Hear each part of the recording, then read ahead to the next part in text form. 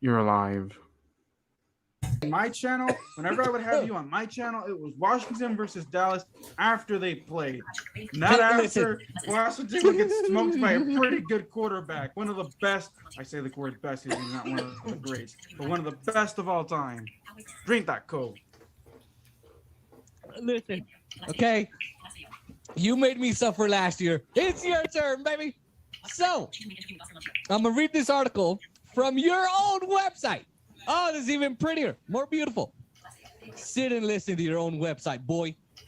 So, Washington lost 24-10 in Week 7. Washington held Green Bay to their second lowest total net yardage mark this season, allowing only 304 total net yards. That is the lowest allowed against Green Bay since New Orleans held them to 229 yards in Week 1. So let me get your thoughts on that. What do you think there? Whatever. Did they win? No, they didn't. No, but they held them to their lowest, second lowest yardage. Okay, yeah, but the defense was fine, but what did the offense do with that? Nothing. Like, you don't get the defense has been trash all year. The defense has been trash all year. The defense has been trash. I don't care if they held Aaron Rodgers to that.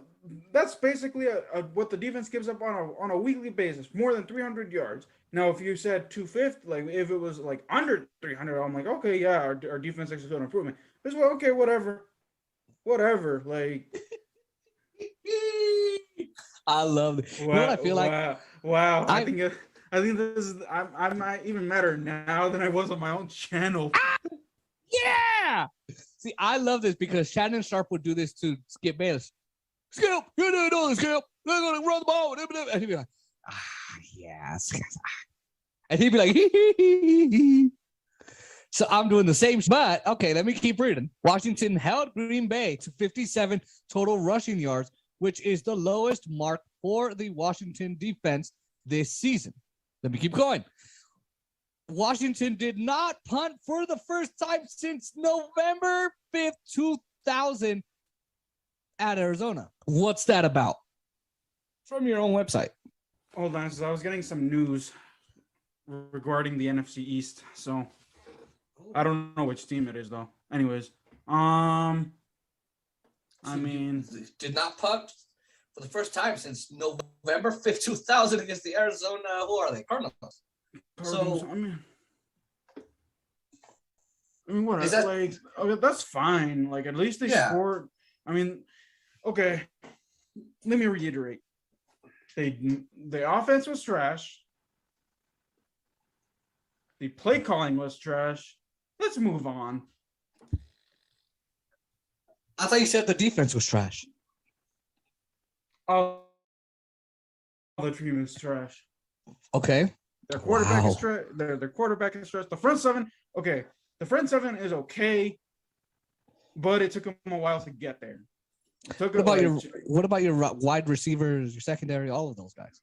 Secondary is basically the cornerbacks. The cornerbacks, William Jackson III, he's only good for only getting penalties for the opposing team, whatever. Ben St. Juste, he's a rookie, so I hope that he learns. If he doesn't, it's going to be another long season or another long period where we actually have a solid corner. Kendall Fuller, he's I don't know what's wrong with him because he was actually pretty decent with the Chiefs. He was pretty decent down the stretch with Washington last year. I don't know what's been going on with him. I don't know. Landon Collins, get rid of him. He's burnt. He always gets burned. We put him at a freaking linebacker in a linebacker role, which he's actually pretty. If he's in the box and he's there for tackling, he should be good. But he was getting burnt yesterday, so whatever. So the whole secondary right now, it's overhyped. It was overhyped. 7 games in, Washington's 2-5. The only solid part on that defense is their defensive line. Chase Young, at least Chase Young and Montez Sweat. Chase Young basically had to get his eyes poked out so that way Green Bay could have extra time. I'm enjoying this, which is why I was drinking my soda. So let me continue this article from your own website. Yeah, keep reading so that way I can read more on the article that just dropped because I want to see. Okay. Okay. Washington charged its way into the red zone for.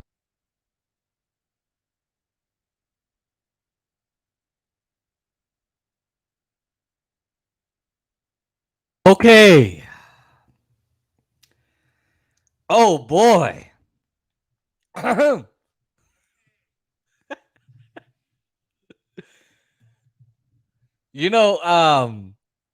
We're here on the very first live video of J Sports. Now hold on a second.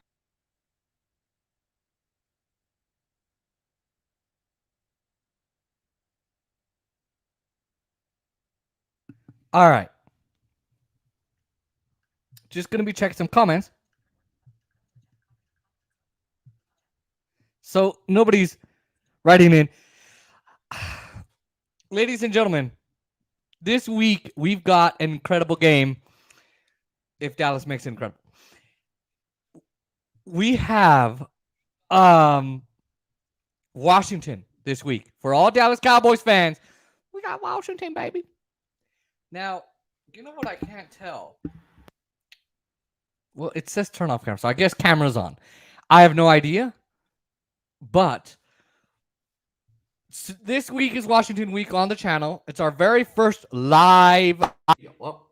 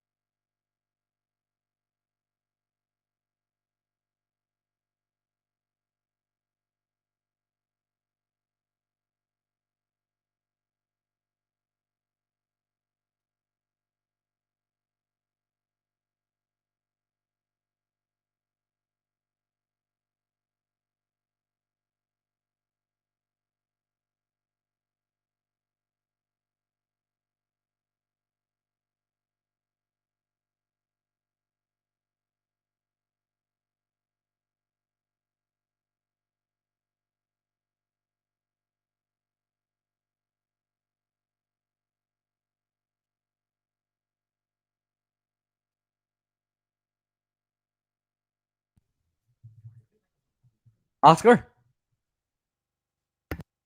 Yeah, you're good. I don't. Oscar, are you there? Yeah, you're good.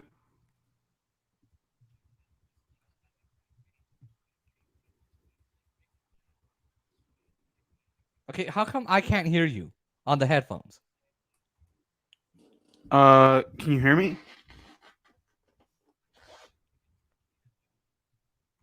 Jason. Well, hold on. I can hear you because I had to go click on the video so I could hear you.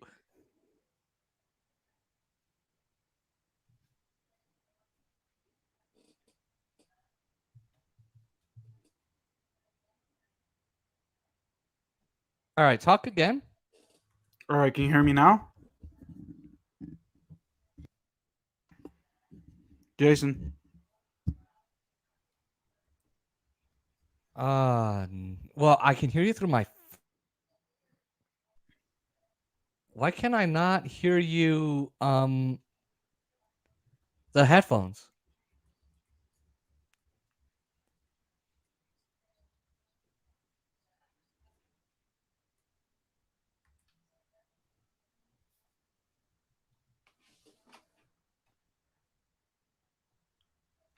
Are you there, Oscar? Yeah, can you hear me? Oscar Montiel? Can you Oscar? hear me? Yo, Oscar? yo. I can hear you on my phone. I cannot hear you on the headphones. Hold on.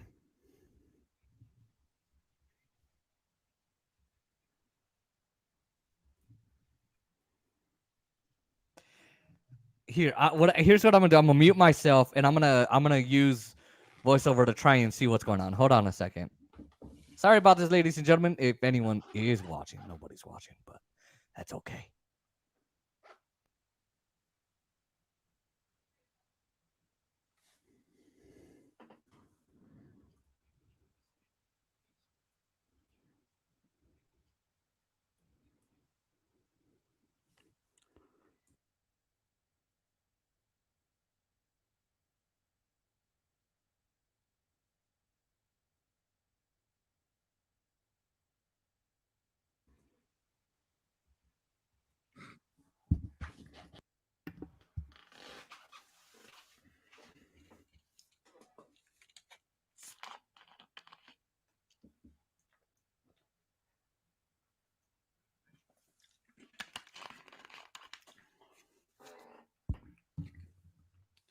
The podcast, J Sports, is experiencing some technical difficulties.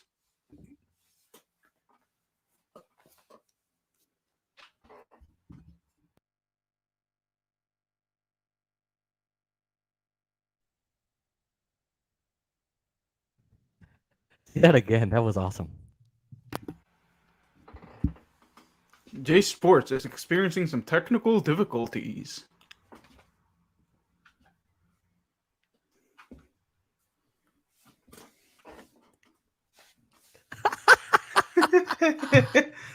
Here's what I'm gonna do. I'm gonna go get the AirPods, and I guess I'm just gonna have to wear like the headphones on one ear and then the AirPod on the other one. Hold on a second, Oscar. Yeah, For now, because I can hear you fine. so Oscar Montiel's here. Ladies and gentlemen, make sure you clap. For now, Oscar,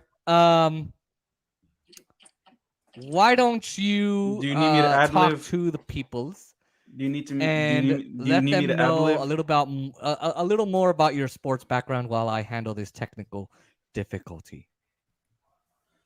Yeah. What up, y'all? Oscar, Jason's guest, reoccurring guest, special guest. I don't know. I don't consider myself special anymore. Just because I've made so many appearances for Jason's channel over the past years and a half. But I cover Washington football team content. You can check me out on Real Talk with Oscar Montiel. I think Jason will put the link down below. Let me I put up, because it's Dallas week and because, this is an important matchup for the Washington football team in the playoffs. Got to make those publish content about injuries, and today was not my day with Washington getting a lot of injury notes. So yeah. We're just gonna wait for Jason here. Hopefully he can fix his audio issues. I'm actually gonna double check to see if my audio actually sound fine, so bear with me as well, because I'm suspecting maybe it's my end as well. Give me 1 sec, guys.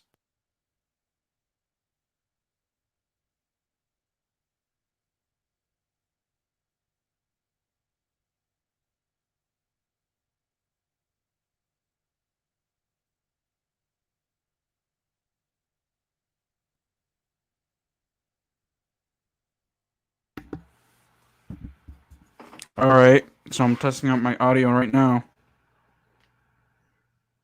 All right. So I'm testing out my audio right now. Alright,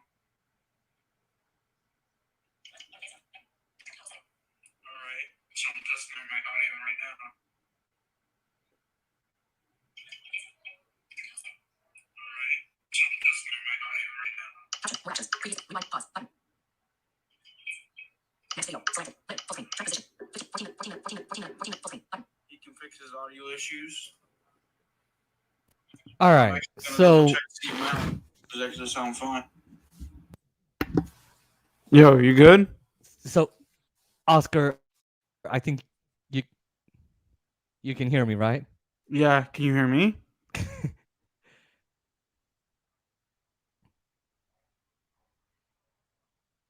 If you can't hear I me, can hear you. So this is gonna be very weird. I basically had to take one of my AirPods and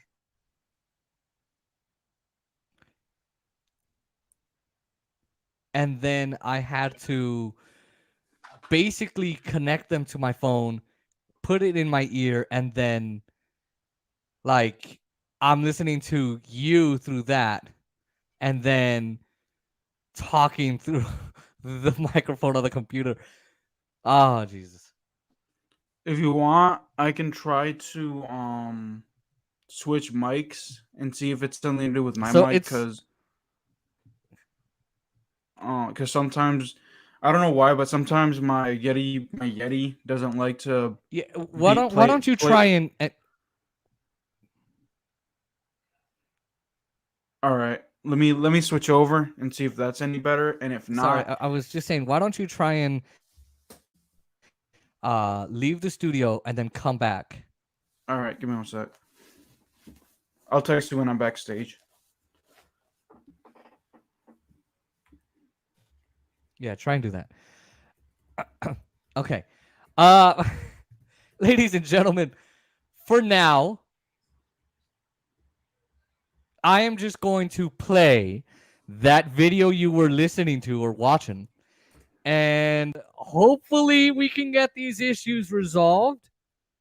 Yeah, but for now, enjoy that video, and I might have to play another one until Oscar comes back. Okay. Let's hope that fixes the technical difficulty. Thanks, everybody.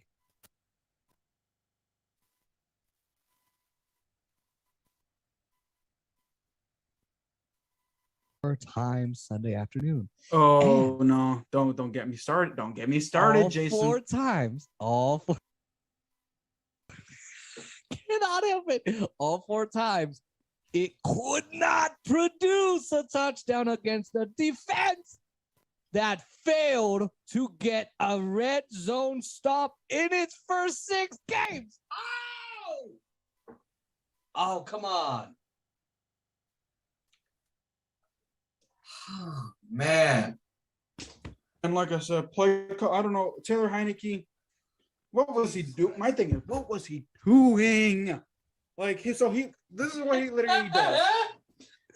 So he's running, right? He's running.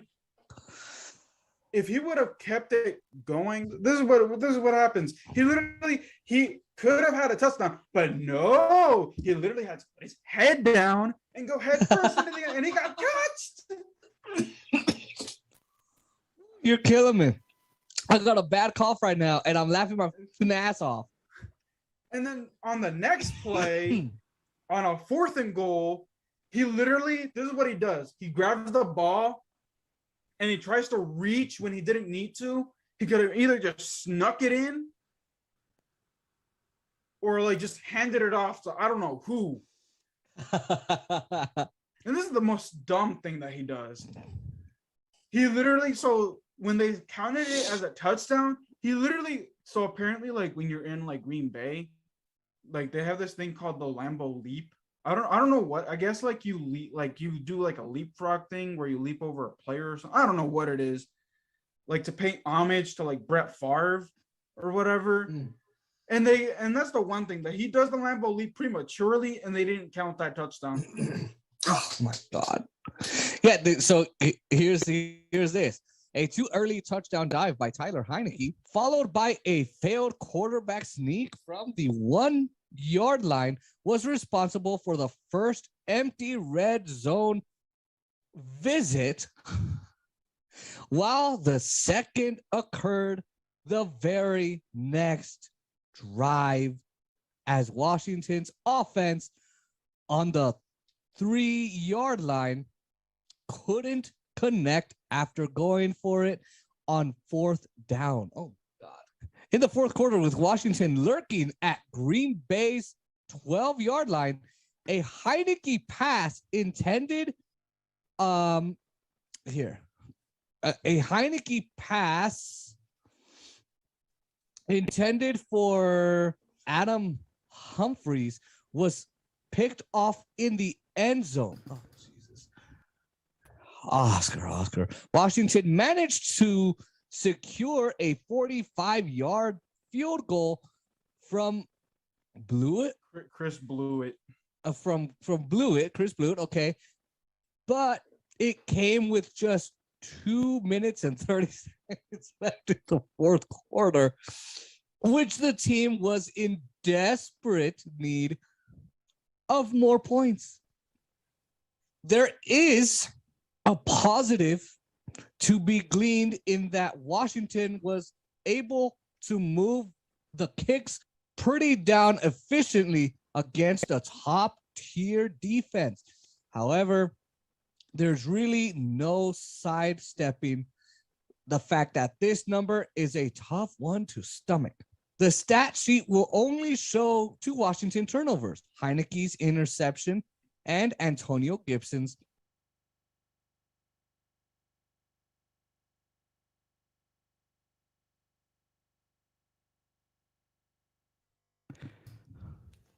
All right, ladies and gentlemen.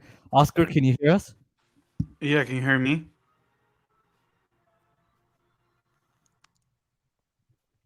All right, hold on a second. Try it again. Can you hear me? Oh, okay. There we go. Oh, that's beautiful. Okay.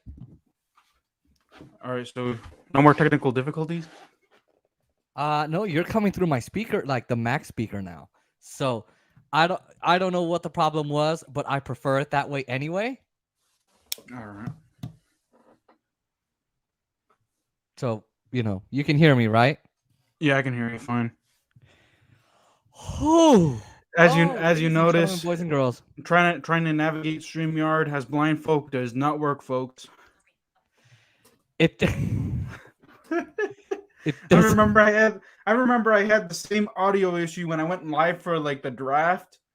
Dude, that was horrible. Like apparently like I could be heard, but like my guests couldn't hear, like I couldn't hear my guests. Like it took like forever. Like I was like 30 minutes late. Well, this happened during the stream, though. So Yeah. that was not cool. The only problem is, right? You're now coming through the Mac, so like, You'll take it. yeah, no, that's fine. But here, hold on a second. I'm gonna mute myself real quick.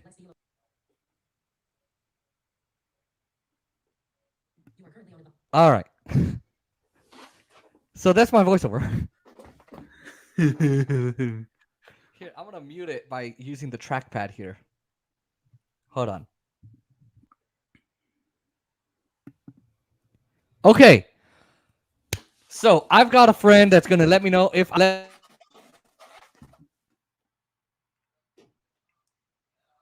You're cutting out.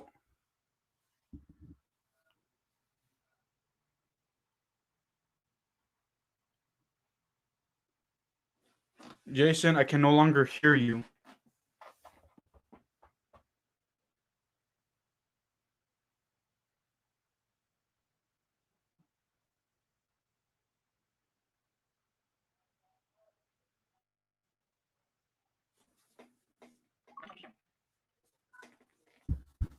Yo. All right, can you hear me now? Yeah, I can hear you now. Okay. So I don't know why, but it muted my mic.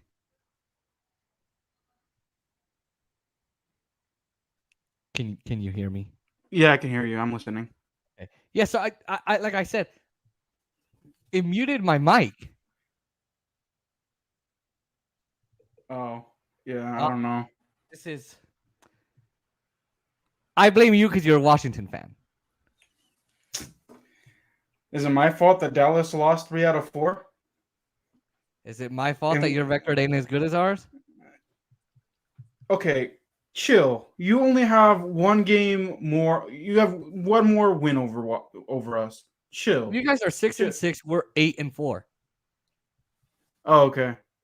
I don't know why I was thinking that y'all were 7-5. No, we might be, because I think we can get into this, I guess, and hopefully my friend can tell us. Let's. If we're now, your camera's on, right? Ooh, I think so. Let me double check. Ladies and gentlemen, we are blind. We're sorry.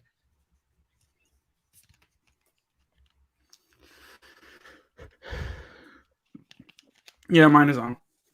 And what does the button say when your camera's on? Turn off camera. Turn off camera? All right, hold on a second. I want to see if mine says that. No, yours, remember, says selected, turn off camera or something like that. Yeah, what does that mean? Hold on. I don't know. I don't use a Mac. What do you think it means? Here, it says it here. Yo, be my attitude. So mine says turn on camera selected. So hopefully that means. Oh, let's see. If I click that, and then if I. Okay, so my camera should be on now. And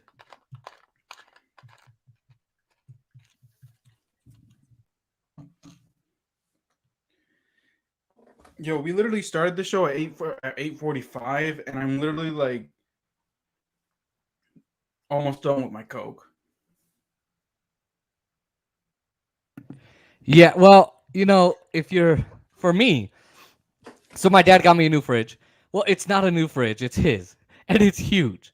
And I decided I'm gonna put 2 sodas in there, so in case I gotta get up, I don't have to yet. So for now, I don't care if the camera is on or not. Now, if so, yours says turn off camera, right? Yeah, turn off button, turn off camera, and then turn on camera. Mine is currently on. So, ladies and gentlemen, let's get to this. Oh my God, I'm so sorry for the technical difficulties. This is my very first time really going live on YouTube. I only went live for like 13 minutes the other day, and I never tried it again. It was on Facebook too. Facebook is completely different. Oh, absolutely. Well, the buttons looked the same to me. The only problem is with that post is I was just sitting there navigating buttons and not talking to the audience. So my sister was just laughing at me, as she normally does. So it's Washington week. Oscar, how are you feeling? It's Washington week. I would have been feeling good if a bunch of injuries didn't curse Washington right now. Ugh. Well, let's start it off with you, Oscar. I know. So Ed Oliver is one of the main Washington YouTubers. There's a whole lot of them apparently. Because I just looked up one freaking thing about Washington. One. And now every day I get Washington content. Every day. Did you subscribe? No. Did you like one of the videos? You know what's funny about the YouTube algorithm now? You cannot dislike any of the videos. Yeah, so I didn't know that until literally I think it was last week or something. Well, so that's one of my videos that I have to do. So YouTube is taking off the dislikes because it doesn't want any targeted attacks. Well, a dislike is only a dislike. It's not like I can dislike something and then all of a sudden I can go to your house. What they're doing is they're coddling the elites. So the reason why they're doing this is because they had this thing with Kamala Harris, or as I call her, Kamala Harris. I do not get political on this channel, so the reason I call her Kamala Harris for all of you is because she, did not. So she arrested parents if their kids were absent from school. I'll just put it that way. and she let a lot of Wall Street guys get away with all their crimes, but she arrested a whole bunch of black and brown people and did a whole bunch of crap I'm not going to discuss on this channel. You can go subscribe on my other channel if you want to know that. So essentially, they did a video of her talking to kids like, oh, yeah, and we're this and we're that. It turned out that they were all actors, all of them. Nobody likes Kamala Harris, and they proved it because all those kids were actors. So then they got like 95 dislikes. And, well, 95 dislikes, 95% like dislikes. So then they did a thing on Dr. Fauci, liar. Touchdown. I literally threw my soda bottle trying to see if I could land in the trash can. It did. That's not a touchdown. If you really think about it, it is because the trash can caught it. The trash can's not a human. It would be different if there was another human there and he caught it but accidentally dropped and then they went in the trash can. Sure, it's basketball. That's pure basketball. Oh my God. Either way, so the reason why they're doing it is because Dr. Fauci, they did a video on him and it got like 100% dislikes. Nobody liked the video. So what they're doing is they're coddling the elites so that their content doesn't get disliked because they have really frail, what is it called? Like fragile egos. My accent's getting in the way. So that's why they took off the dislikes. So no, I did not like anything. I did not subscribe to anything. I didn't do anything. All I looked at was, Raiders v. Washington or Washington v. Raiders. I clicked on a Ned Oliver video. I click on a Ned Oliver video, and until today, I'm still freaking getting Washington shit. So Oscar, I love how I click on your channel and I don't get any Washington anything. I click on Ed Oliver's channel and every day I'm getting Washington crap. And I don't care about it. It's your fault, Oscar. Okay, I guess. Yeah, I think it's your fault. So anyway, let's start with you, Oscar. You've got some injuries. I don't know if you were able to do the video that we were talking about. I did. I think I did. Yeah, I did. What was that one? Because I saw the Landon Collins one. I did the Landon Collins, and I spoke about Jamin Davis. I posted that I think it was 2 hours ago or not? Yeah, 2 hours ago. Okay, so go ahead and give us the entire rundown of the injury report for Dallas. Oh, for Washington. For Washington, and then I'll come in and I'll give you the rundown for Dallas. All right, so for today, and this is just today, either more or less can come tomorrow. People that did not practice, and I know for a fact who are out, and then there's guys that are questionable. So the people who are definitely out, Jamin Dave, I won't. Logan Thomas, who landed himself on IR, injured reserve. He injured his knee. Montez Sweat, who got off of IR after he broke his jaw about a month ago, but he landed on the COVID-19 reserve list, so he is out for about at least 10 days. And then guys who are questionable still are Landon Collins, Jamin Davis, who's in the concussion protocol, J.D. McKissick in the concussion protocol, Jonathan Allen, who is suffering a groin injury. Curtis Samuel, same thing, groin injury, and then Tyler Larson. I can't remember what his injury was. I think it was an ankle or something like that. I have to double check. And that's as far as I know. I know there's more, but off of the top of my head, those are the guys that are currently injured. All right. So there were two guys that Dallas Cowboy fans are worried about. One of them is John Allen, and he's partnered up with, who was the other dude we were all kind of freaking out about this week? Either way, we're freaking out about John Allen. Because for what it seems like he can be deadly to the Cowboys. Do you kind of buy that? Yes. because yeah. here's the thing, he works on the interior. No, he's on the outside, right? Or is he? But Is he? somehow he's on the inside. He's on the inside. Yeah. Okay. So I was funny wrong. enough, so here's the problem that Washington faced when it was the Chase Young and Montez Sweat show, was that Montez Sweat and Chase Young, I think that they were more focused on personal records. Yeah. Which is great and all, but you're not focused on the team. When those guys went down, the team, Shaka Tony, Casey Toohill, and Jamie Smith Williams, those got the backups to those guys. Really didn't have any experience. They basically were, late draft picks. Like they were like 6th or 7th round guys. And that left John Allen and Daron Payne as the leaders. So they're finally working as a cohesive unit where those guys, since they're not experienced or they don't have a high of a profile, they're just doing what either Ron Rivera, Jack Del Rio, or the captain of the defense is telling them to do, while Jonathan Allen goes off and finishes off the play. So is he always just gonna finish a play? Is he someone that can start a play? No, he'll start it. He's the captain.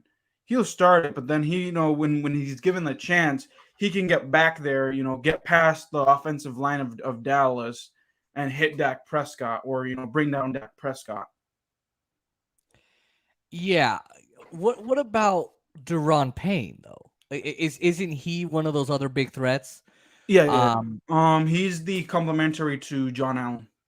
Yeah, he's kind of like our Randy Gregory, Micah Parsons, because basically, Micah Parsons gets sack after sack after sack, and even when the Cowboys were losing and we knew they were losing, I was gonna say Jonathan Allen, Micah Parsons was out there doing what the rest of the team wasn't.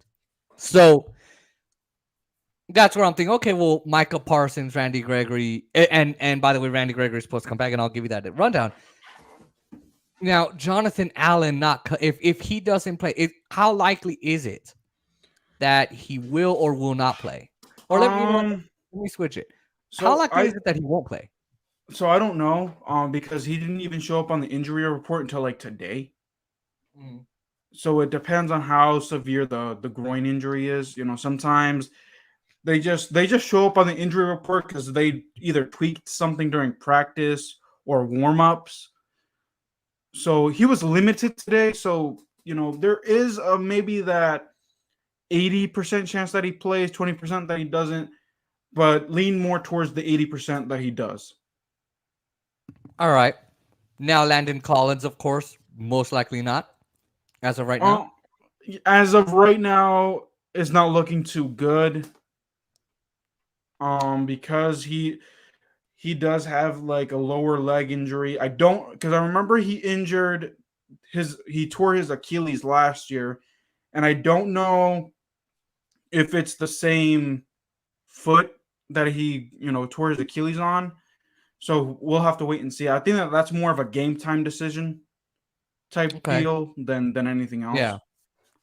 JD McKissick is on concussion, as you said. Yeah, concussion, and that, who knows? I think that happened. Like, we'll probably know that like maybe the day of. Yeah, it's kind of like day before. Day before.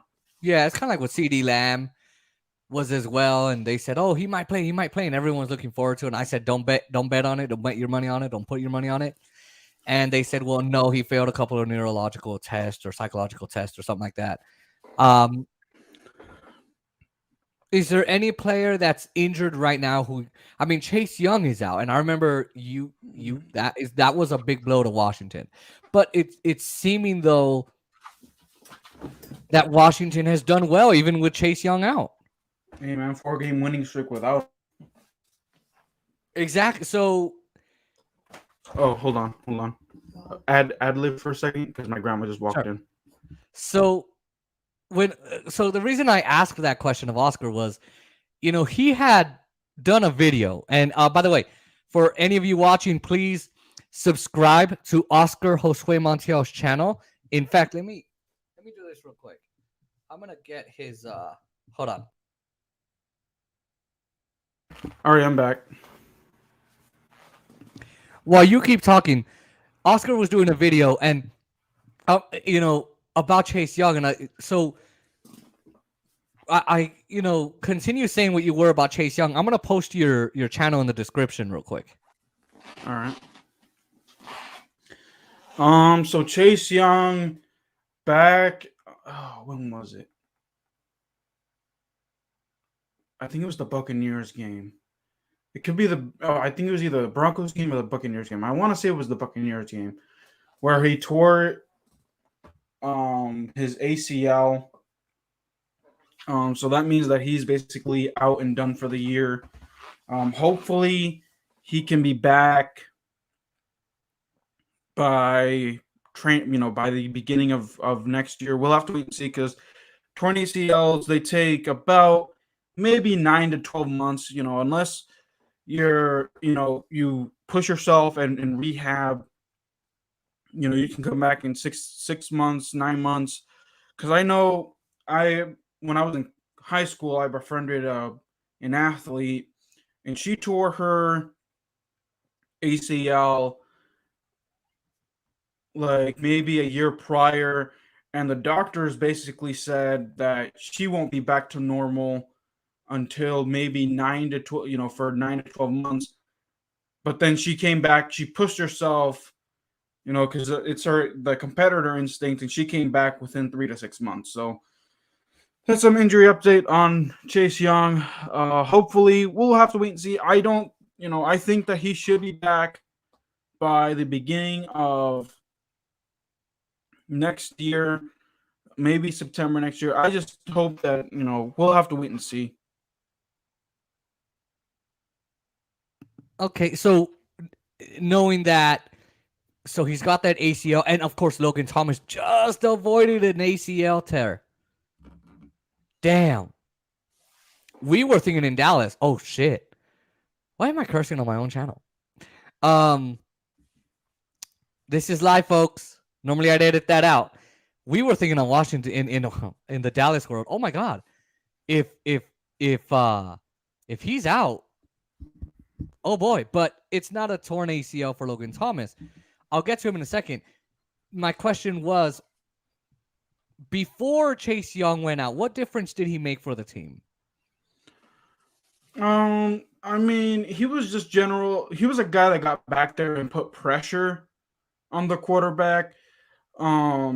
Really, he was just, either a guy that put pressure, you felt his presence, where you either knew you were going to get hit or you were going to get sacked. So is the team better with him or without him? I mean, obviously you want him there. Obviously you want him getting back there, getting those sacks, getting pressure on the quarterback. But that's a tough question. Because unfortunately, like I said, he tore his ACL right when in that Buccaneers game. And in that Buccaneers game, finally it looked like something clicked within the defense. Something clicked and he gets hurt. So something clicked in what? I didn't hear that last part. No. Something finally clicked on the defense, but then he got hurt. So we don't know. In the Buccaneers game, things were clicking and things were fine, but then once he tore his ACL, that's a tough question to answer, because I honestly don't know. Unfortunately, we got a small sample size, so.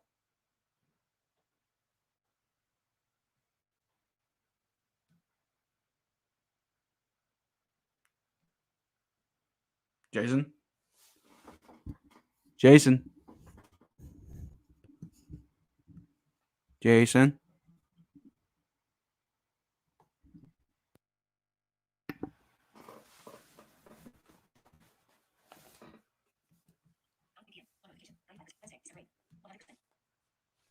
All right, can you hear me? Yeah, I can hear you now. All right, so freaking mic keeps muting. So my question was, obviously it's a tough question to ask, because he was doing really well, obviously. Did he go down wrong? Did he do something wrong? Sometimes the guy's ankles twist the wrong way, the guy's foot twists the wrong way. I can't remember. I have to go back and look. I don't remember what it was. Okay, and so where, um, I know it was. I know it was like maybe like either towards the end of the first quarter or the beginning of the second. I know that much. I can't remember how it went down though. yeah, huh? Okay, so he's out, and it's difficult to tell. Well, it would be better with him. It would be better without him. Normally, when the Cowboys, when Amari Cooper went out, of course, Michael Gallup came back, and it was really nice, and it was awesome. Who has made up for that now weakness in the team, where now you don't have Chase Young? Who's made up for that?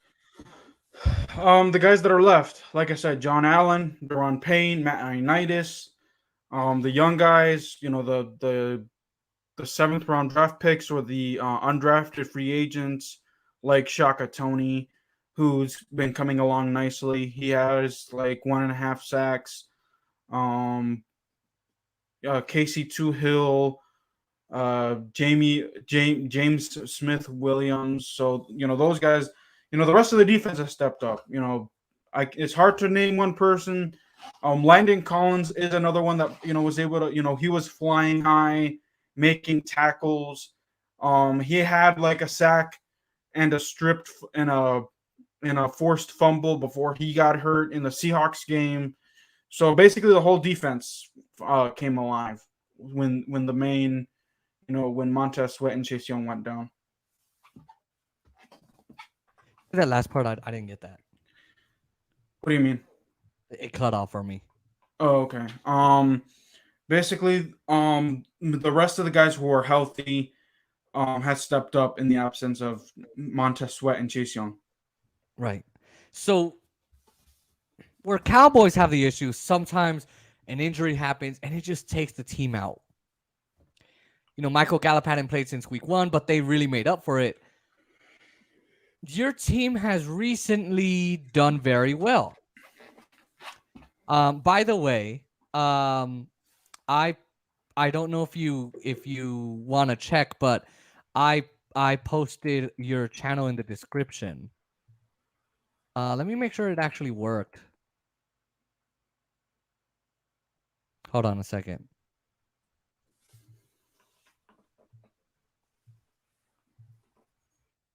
I can't see that.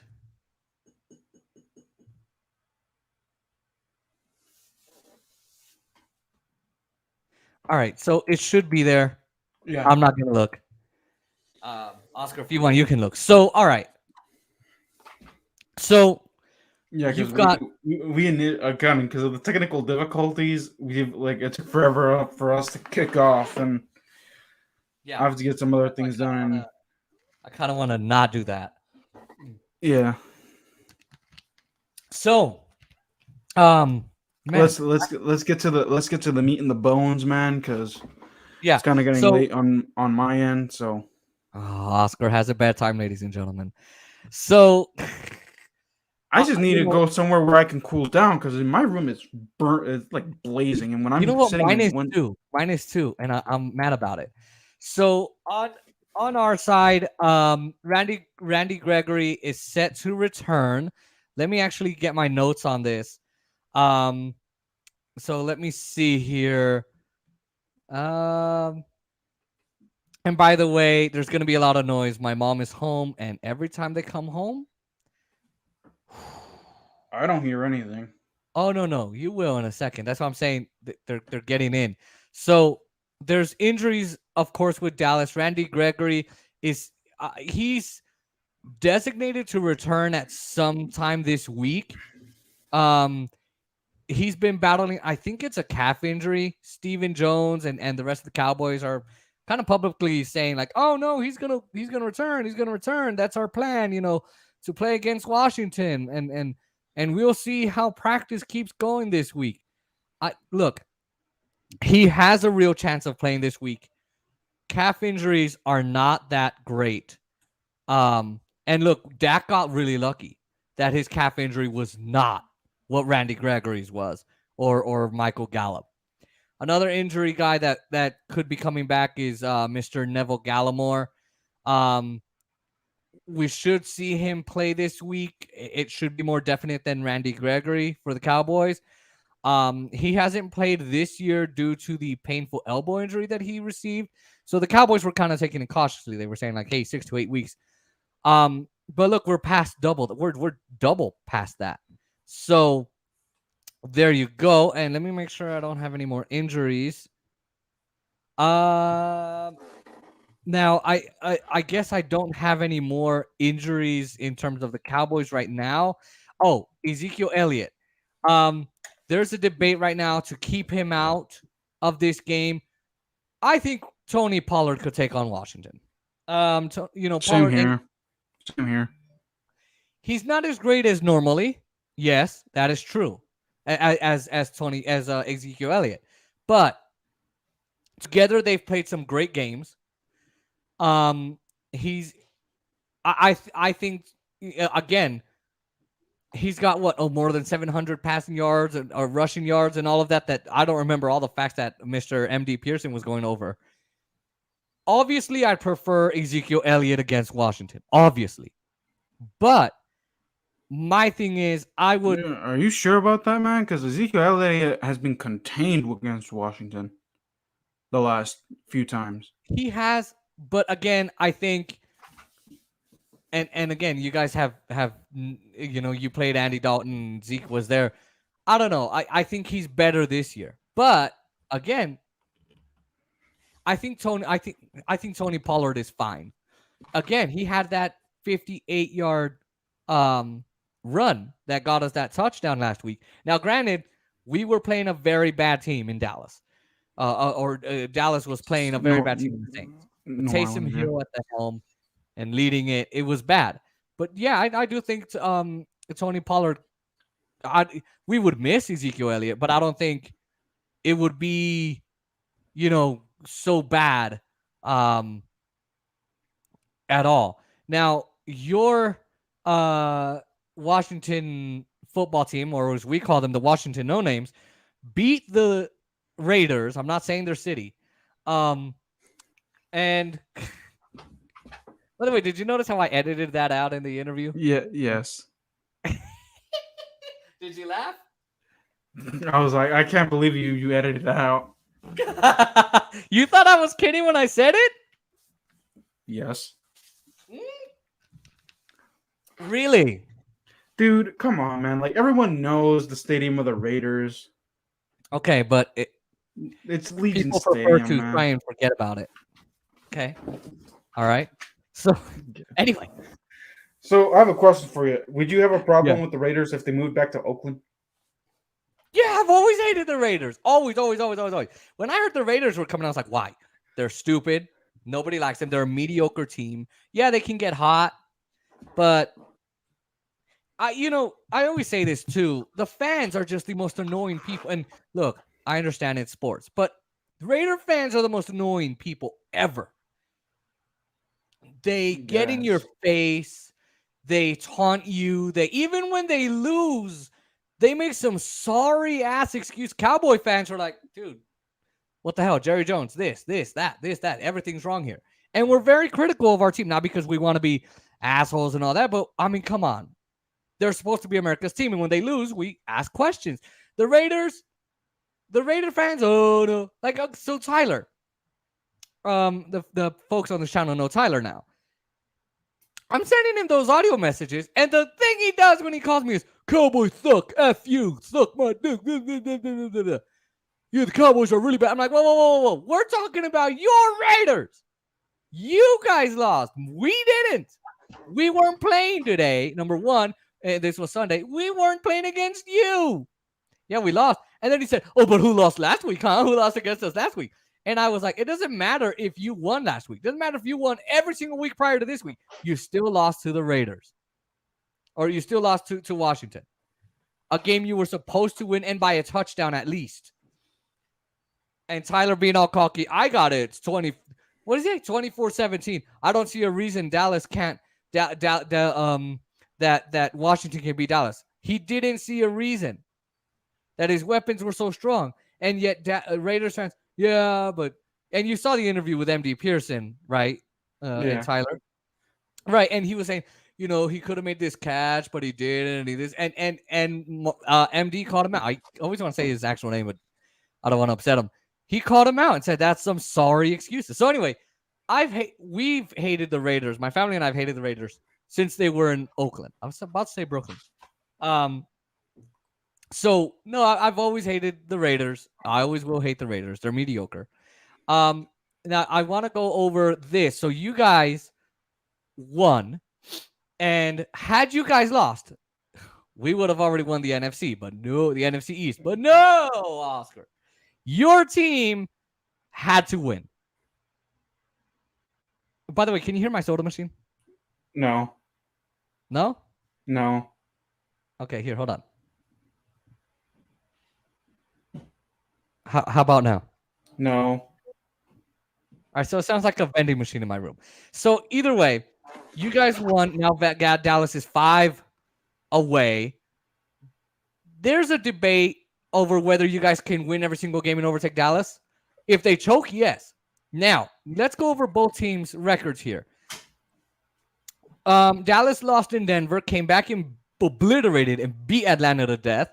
Lost against the Chiefs, lost in overtime to the refs and the Raiders, and then won against the Saints due to the Saints offense being so awful, as I said, with Taysom Hill at the front of it, and then our defense playing a good game.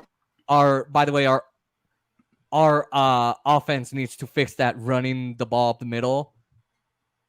It's not going to work. I'll go over that. Meanwhile, when we look at Washington, it might. It's a gauntlet of NFC East.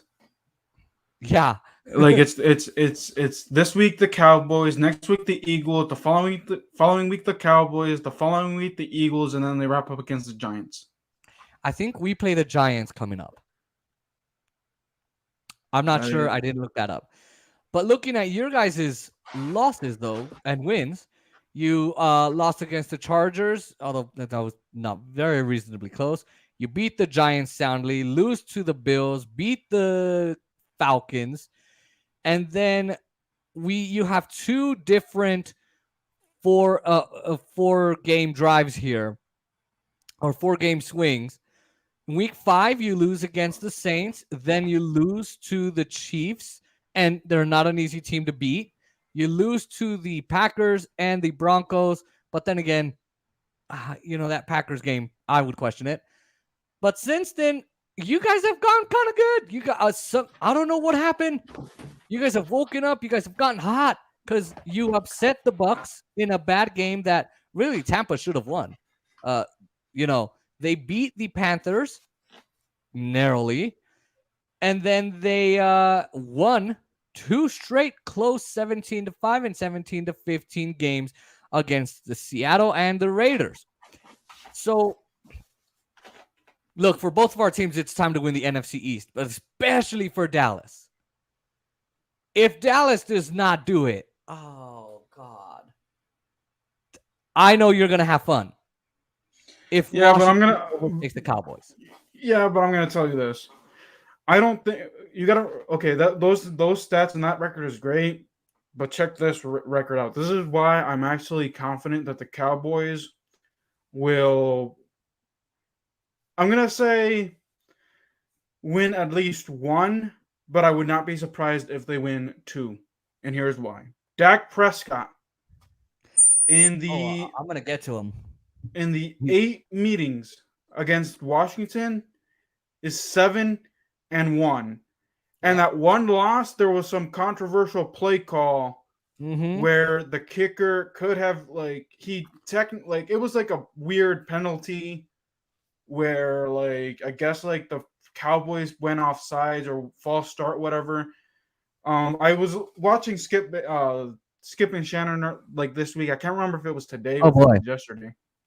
Yeah. And Skip was saying that the penalty didn't exist. I have to revisit the film of that game. That was like 3 years ago. That was when Alex Smith, the first year of Alex Smith before he got hurt.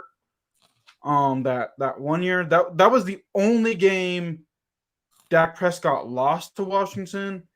And then as a whole, Dak Prescott is like, he's completed 69 point, I think it's 2% of his passes. Here's because you where gotta remember last year, that was not Dak Prescott, bro. That was not Dak Prescott's team. That was well, then again, he wasn't there last Andy year. Dalton. That was Andy Dalton both times.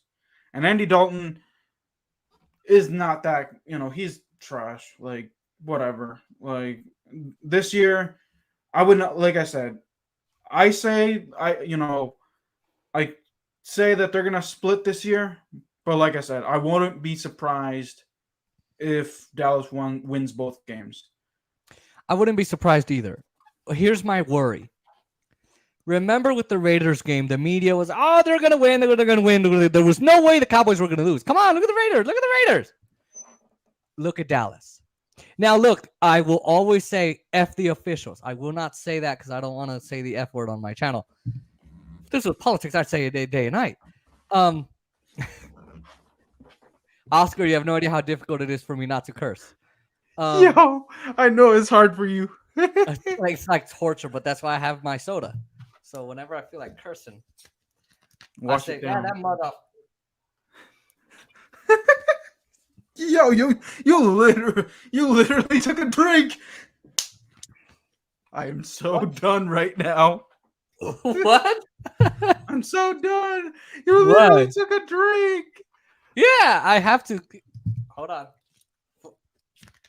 Yeah, I have to take a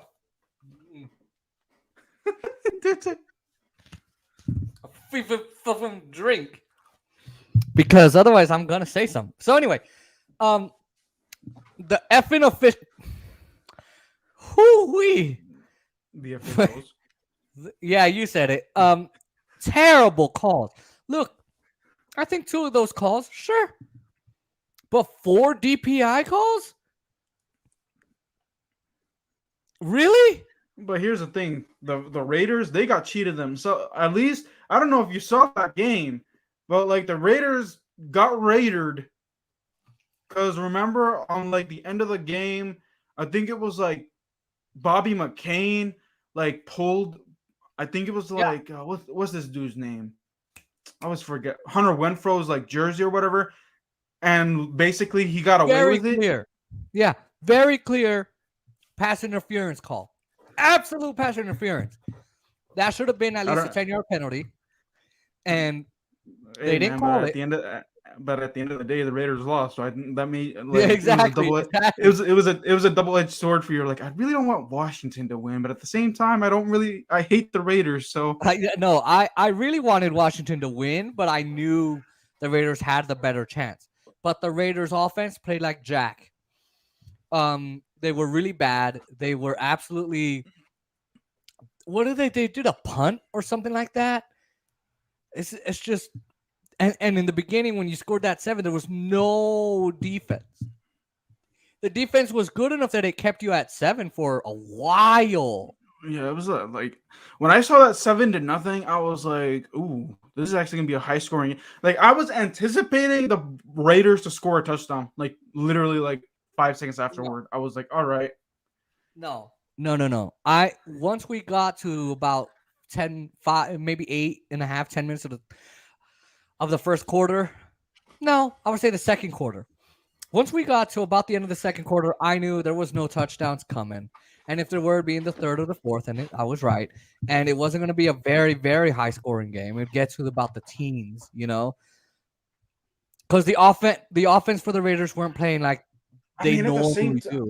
But at the same time, though, bro, like the Thanksgiving game, wasn't it like 7-7 for like a good minute, or like wasn't it like 7-7 for like a good while? Because I remember like the first half, it was like a close game. Like it wasn't like it was like 14-10 or something like that, and it was like that for a good while. Yeah, it was, and then they got ahead, and they had 36, and then Dallas gets, hold on a second.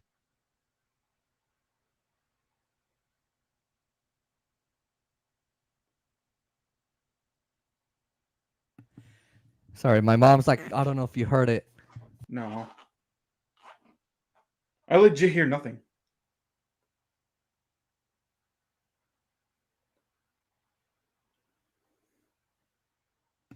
Sorry, my sister decided she should come in just to say, oh, swag, and all this bullshit. Anyway, and my mom doesn't like if I'm filming, she'll be like, oh my God, stop it, so because I don't want them to hear me curse. And so I'm trying to warn them, like, yo, I'm literally live. I can't do anything about editing. So Right do you now. So want anyway, as I was saying, do you want to like maybe do like maybe 10 15 minutes more, considering that you're basically No, they know. I'll yell at them. Anyway, so in that game, as I was saying, they allowed Dallas to catch up. That's where the defense went to shit. Because and it whatever, that final call is what cost Dallas the game. Some of those penalties, we could debate which ones. No one in the media besides independent YouTubers were saying no. It's not all of those were welcome.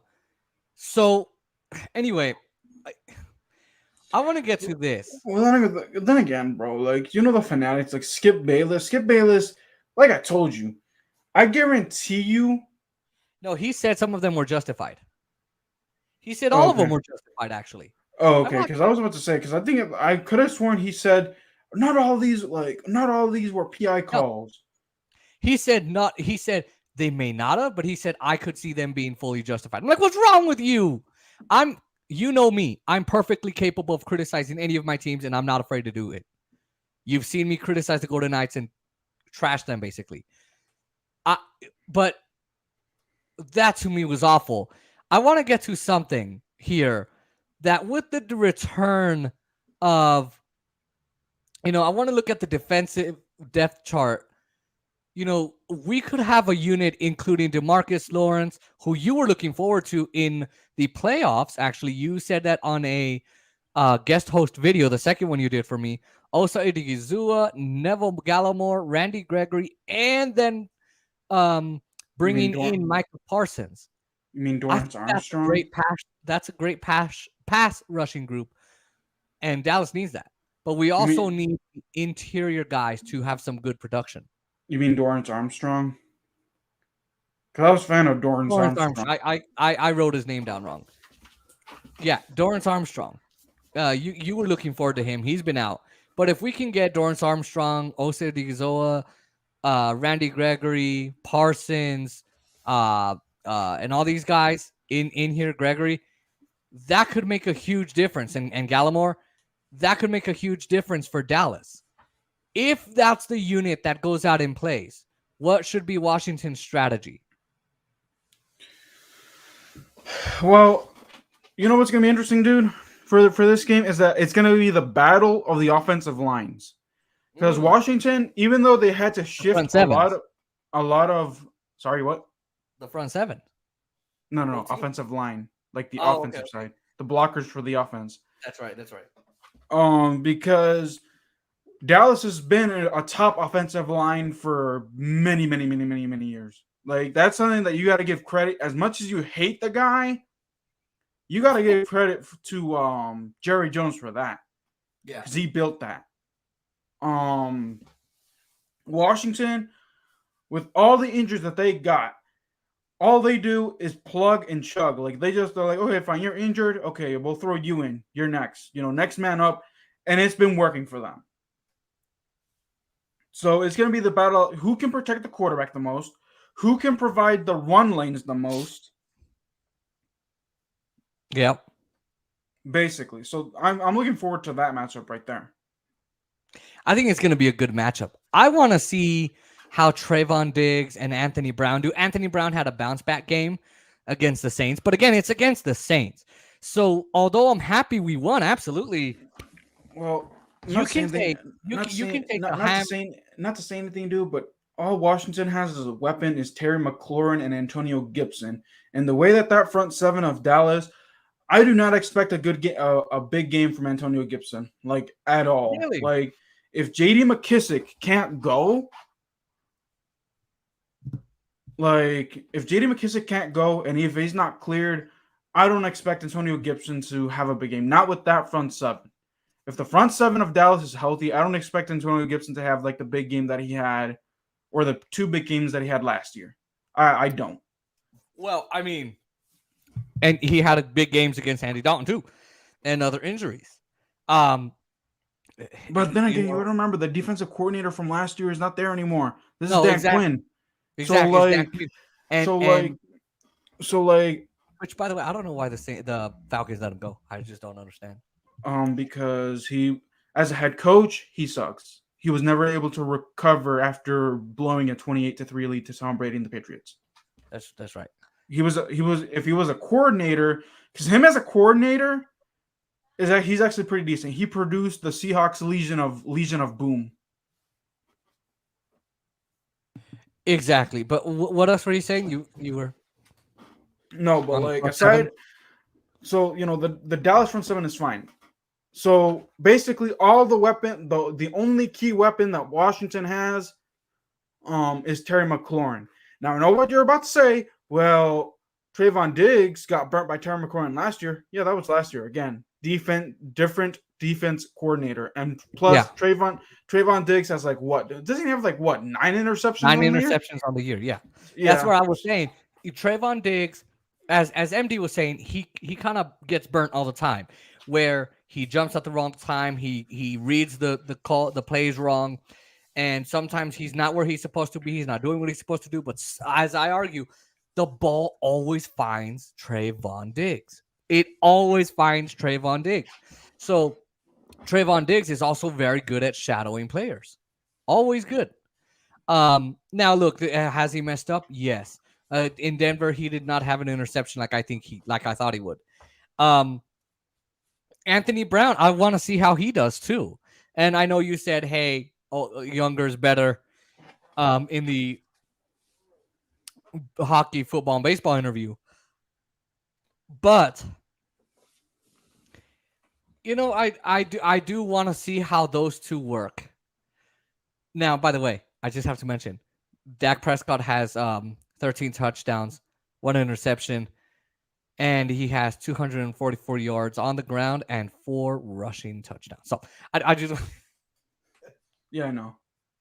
I'm sorry. I was reading something on ESPN and because I was looking at the Knights game too. Yeah, I saw that on I think like Skip Bayless mentioned it like in one of their segments or something. Yeah, I saw was it Michael Vick? It was someone on one of the ESPN shows mentioned it. Yeah, it's going to be an interesting game. Absolutely.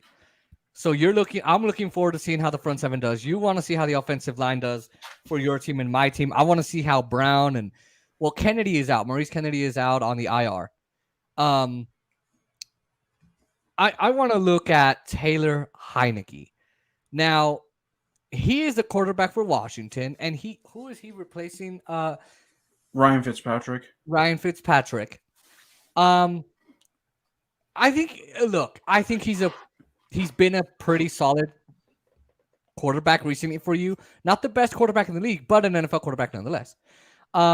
He's completed just under about 68% of his passes, has 2,800 yards. But he's also got a lot of turnovers. He had a lot of dropped opportunities. Yeah. Sometimes he doesn't make any smart. Sometimes. And his QBR is above average. Yeah, but sometimes he doesn't he tries to play perfect football. That is basically his one weakness. That he tries to, he's too concerned with playing perfectly, where he could maybe force something, maybe try to throw the perfect throw. So that's the one weakness that he has. Or he has silly mistakes where he throws the ball where he doesn't need to throw it. Now granted, he is a smaller guy, and sometimes, like I said, he can only he's 6'1", so he's not the tallest guy in the world. So maybe sometimes he can't see the wide receivers as clear as other quarterbacks can.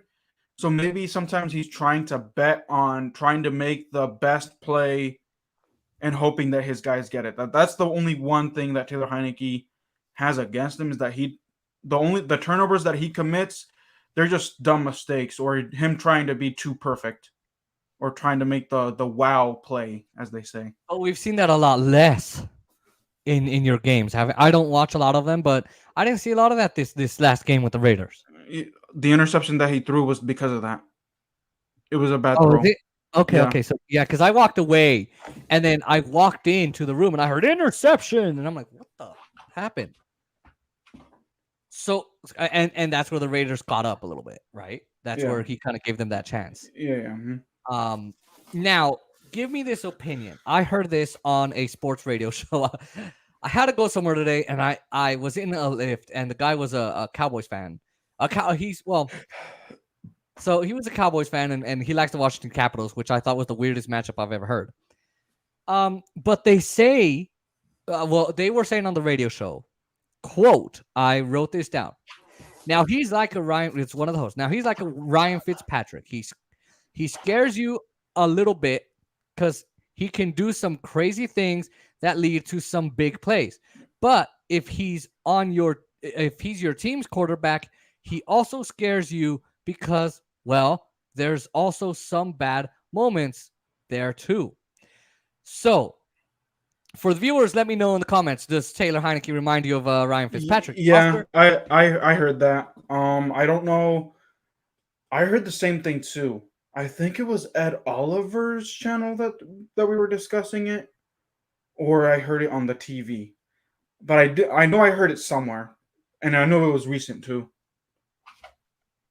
Do you agree? Yes. Yeah. Huh. Okay. I'm just curious. Now here's a guy I'm worried about. Tyron Smith. He's not been the Tyron Smith since before his injury. I'm kind of worried. Does Washington see Tyron Smith as, well, we got to watch out for him, or do they kind of go, meh? I mean, if he's healthy, then obviously he can be blocking John Allen and those guys. But if he's not healthy, then basically it's going to be a feast show. They're like, all right, he's the weak point. Attack that side. Yeah, and that's where Ooh, let me take this drink.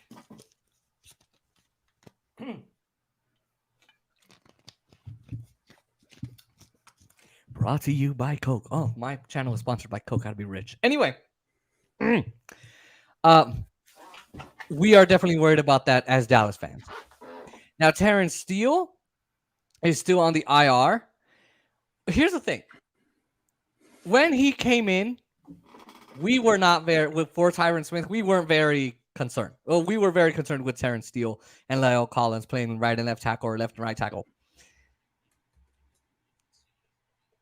I don't miss Terrence Steele. I never kept up with him last year, to be honest. I know that he was kind of good and bad last year, yeah. Yeah, he had sort of a mix, and he's sort of the same this year. He did pretty good when Dak came back. It's like Dak came back and okay, all right. It's just By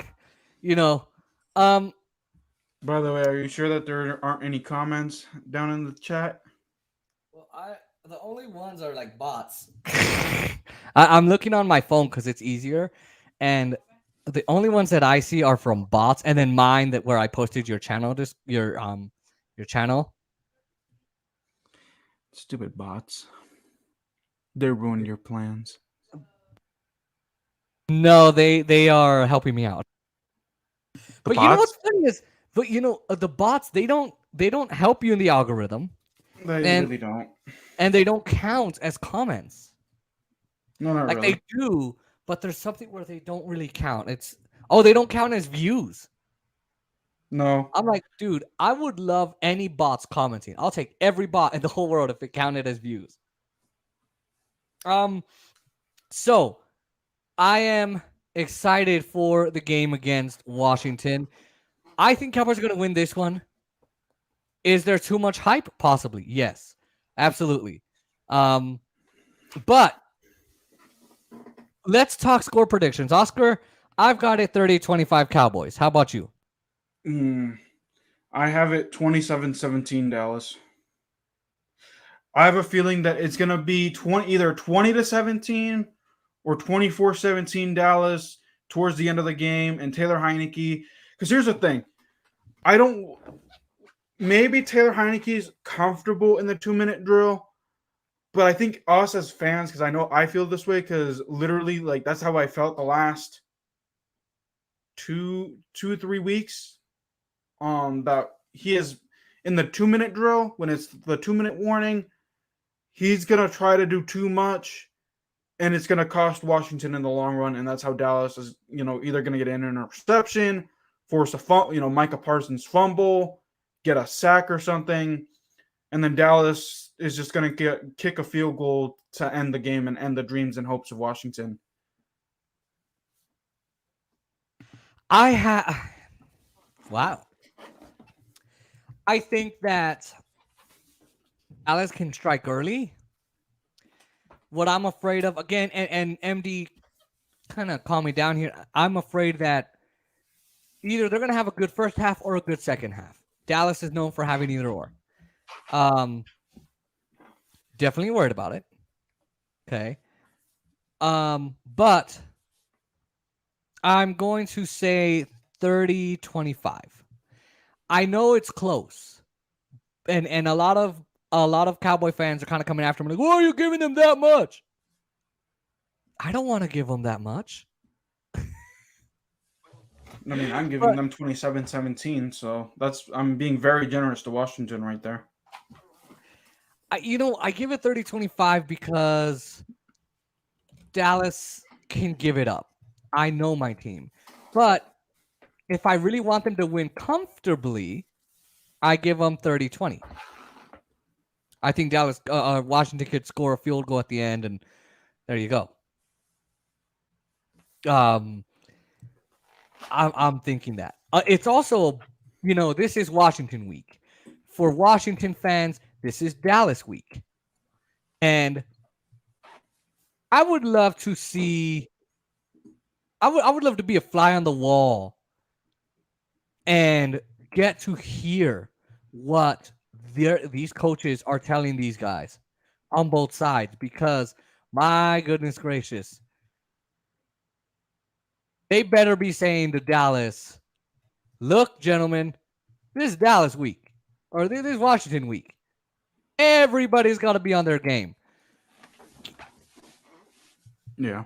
Are Ron Rivera, Jack Del Rio, and all of them, are they good pep talkers? Yes, they are. Tell me more.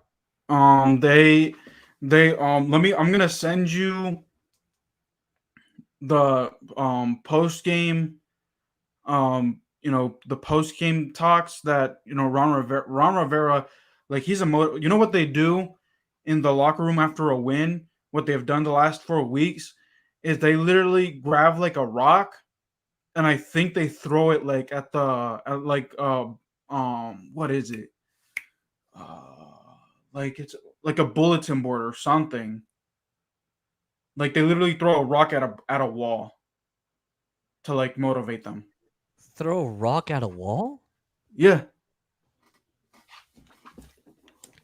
I don't know how that works, but I mean, he's telling, like, he's giving them pep talks, but then he's like, he literally like would grab a rock at the end and just throw it. I'm gonna send it to you. I'm gonna send you the last 2 or 3 that I could find, because I know that that's been like a main thing ever since when they beat Tampa.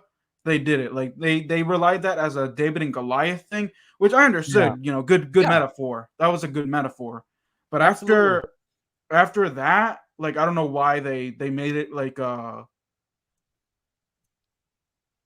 thing. Like, it was like, I thought it was like gonna be a one-time thing. Yeah. After they beat Tom Brady, but Tom Brady's a cheater. I'm sorry. He's such a good quarterback and he's this and he's that. ever since that 2015, 2016 incident with the Ravens, I can't see him as nothing more than a cheater. All Man, his dude. stats, all his whatever. I know when he retires, Tom Brady the Great. Oh my God! Let me tell you about Tom Brady. Now I see. No, now I see why you also hate Skip Bayless, dude. Skip Bayless, he is a fanboy of Tom Brady like no tomorrow. Okay, but let me. It's not only him. The whole media is, whether you report on sports, if you're just a welcome to ABC News Live with Lester Holt You know kind of what? guy. You know what's funny though. Everybody's obsessed with him. So I kind of. You know what's funny though. Like I don't mind. I don't like Tom Brady, but I don't mind Bill Belichick. Yes, maybe like when he loses in his post game press game conferences, he comes off as like a mean dude. But I understand why. Tom Brady, like, did you see like the post game press conference after like he lost to Washington? Like he literally was up there for like a minute, and then like I guess like he was like, I forgot what the last question was, and he's like, "Yeah, I'm done answering questions," and he literally got off the podium and left. Yeah, I did not see that, but I'm gonna see if I can find that. I'm gonna send it to you so that way you can see. Like when the coach when the coach loses, I understand why they're upset. But like when a player, the player's like, because Tom Brady, he pointed the finger at the coach and he pointed the fingers at the players. That's what I don't like about Tom Brady. Whenever he loses, because he's Mr. Perfect. I do everything right. These guys do everything wrong, and I hate those kinds of players. And Bill Belichick, I had no problems with him. But who was Tom Brady under? Who was it? Bill Belichick. And Belichick. By the way, why do I think of like a Philly cheesesteak sandwich when I say Belichick? I don't know. Like some kind of meal like that. Anyway, I'm weird. I think of food with people. Scott LaBar. Oh, Mr. President. I think of like cinnamon buns. He's eating cinnamon buns. Cinnamon buns. Oh God. Anyway, the Yo! President. But Scott LaBar is a member of the National Federation of the Blind. Anyway, so just the fact that Bill Belichick, it wasn't like, hey, Tom Brady cheated and Bill Belichick didn't know about it. That's a whole. They said that about the Houston Trastros. The Astros. People said, oh, it was only players. Really? The management knew, the owners knew, the front office knew, the guy who cleans the floors knew. Everybody knew. Everybody knew, and they let it happen. So I've got a lot of problems with Tom Brady, as you can tell, and Bill Belichick. I don't care. I don't. I'll tell you what. I hope we don't get the officials of the Cowboys Raiders game. Oh, Dallas is screwed if that happens. Let me see if I can. I don't know if because on the Washington website they publish like who's gonna like commentate the game, like who's gonna be the narrator, the comment, No, like no, the no, not analyst and all. and the officials. But I don't know if they do the officials though. If you want, you can look it up. We're live. Let me see.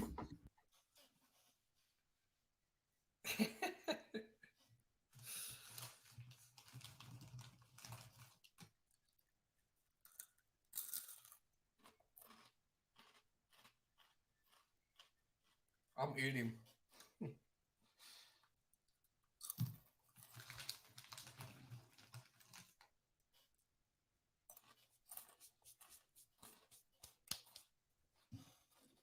Now, obviously, I am out of soda. So I'm going to go get another one. Hold on a second.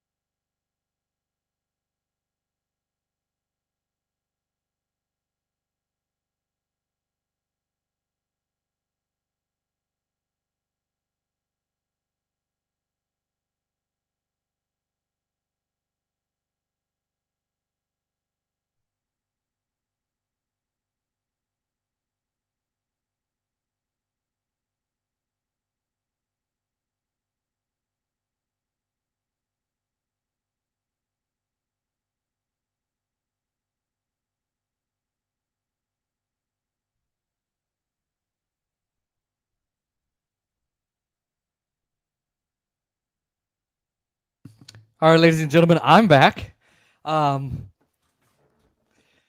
We are going to take a very quick break. Nobody's watching, but you know what? Whatever. We're going to take a very quick break. And when Oscar comes back, we'll be back.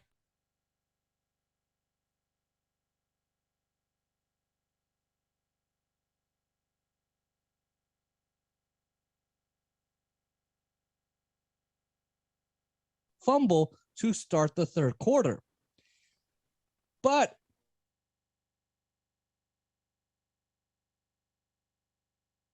Washington gave the ball back to Green Bay 4 times. As bad as that number looks, it could have been worse.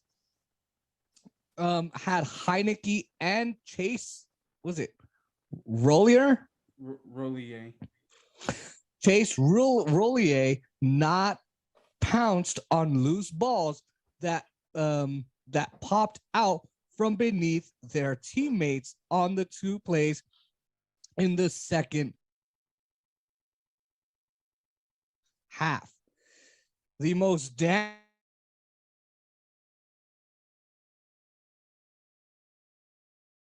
mishaps. Yep.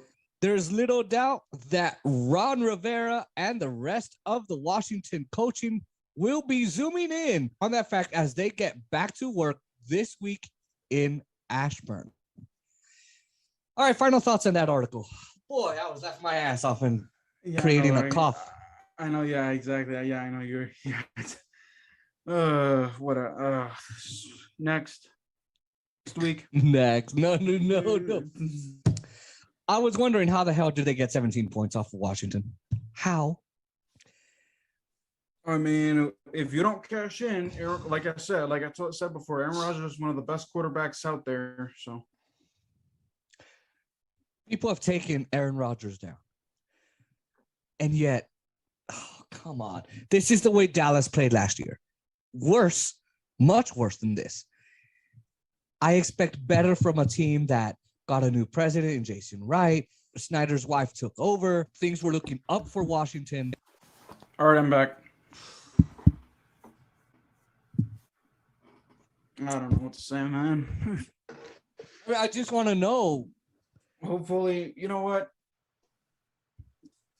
I expected better from Washington. I expected Dallas.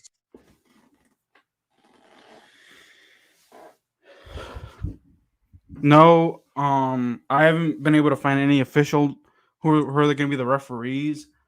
I'm assuming maybe they'll have it ready by Friday or Saturday. So that's as far as I know. Okay, but, what was the last part? They haven't published any official like who are going to be the referees. So maybe they'll have it by Friday or Saturday. Okay. I just hope we don't get that freaking crew. They were off. They're really bad. And I mean, apparently, some guy on the Dallas Cowboys report, or one of the friends of the host, Tom Downey, said that for his team, they had the same crew, and he was like, "I see you have the same bad crew. They haven't changed." So they're really bad, and I fucking hate them. Yeah. By the way, I got new soda. Yay! Right towards the end of the stream. Yeah. So I know it was a little disorganized, but you know what? For my first live video, it's all right. Hey, I had that same. Granted, it was off air. Yeah. But you know, when you have your first live stream, you're gonna have that problem. Yeah, and we're trying to do it as blind folks, so it's a lot different. So we have discussed the linebackers, the offensive line, the defensive line, the depth. We've discussed both teams' front seven, both teams' quarterbacks. Oscar, last question for you, and stick around after the stream so we can talk just a little bit. Do your Washington football team guys have a chance at the NFC East? What percent do you give them? A nil, a 20%, a 50%? Austin, Tyler is like, oh, we're gonna be there. Trust me, we're gonna. He's one of those. That's the thing I hate about those kinds of fans. They don't look at the big picture. They know the big picture. NFC East winners or playoffs like altogether. So let's talk winners. Are they gonna win the NFC East? No. Okay. How close do you think they'll get? Are they gonna be second to the Cowboys? They're gonna be third. Are they gonna be? They will not be behind the Philadelphia Eagles. They will not be behind the Eagles. I mean, then that would put them at second place. Okay. Again, I'm still learning. Because here's the thing: the Eagles and Washington. The Eagles are, I think they're 6-7. I think. Let me see. 6 or 7 or 7-6. Alexa, what are the Eagles' records? The Eagles are third in the NFC East at 6-7. Okay, yeah, that was about right. Oh, okay, yeah, that was right. So they have one game over Washington because they're 6-7 and Washington is 6-6. But if Washington loses to Dallas this weekend, they'll basically be tied with the Eagles. And you play the Eagles next weekend, right? Yeah, basically. So that's going to be the tiebreaker right there. Someone's going to win that game. I think. Well, I got my money on Washington. I'm sorry, but it depends it really depends on the quarterback, bro. Because I was watching the Eagles game, this weekend before the Washington game, and their main quarterback Jalen Hurts, he's questionable, but the dude what's this dude's name? Gardner Minshew, he's actually pretty decent. Like the Jaguars let him go for nothing because he's actually pretty good. He's actually pretty good. Well, that's why they're losing.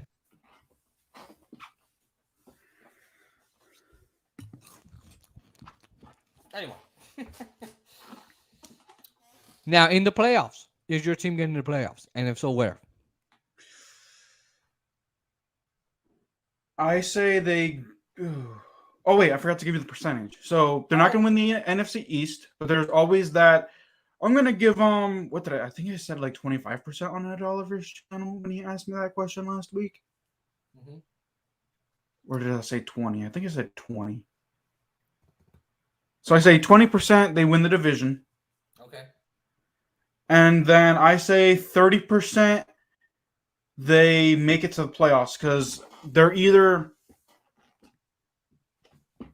going to lose like one of the important games to the Eagles that kick them. They're probably going to lose the penultimate game, which is against the wait, hold on. Man, this is why I don't like them having 18 weeks and 17 games. Like that really screws me up. It does, because here's the thing: they say, "Oh, Dallas is 9-9 or 5-1," and I'm like, "But it doesn't match. We've already passed 7 weeks. So how do you?" It's just so confusing. I'm like, "Wait, but we're in week 10. Why is it not like Like when I add them together, okay, this many wins, this many losses, that equals 9 games. How does that equal 10? But okay, the reason is that 18th game, that 18th week. Okay, so then, yeah. Okay, I was right. So, Washington and the Eagles have play in the penultimate game. They're gonna lose that penultimate game, and then that's how they're gonna lose their playoff spot. They'll be in the playoffs the week before the last week of the season, and they're gonna lose that game, and then basically against the Giants, they'll be playing for nothing.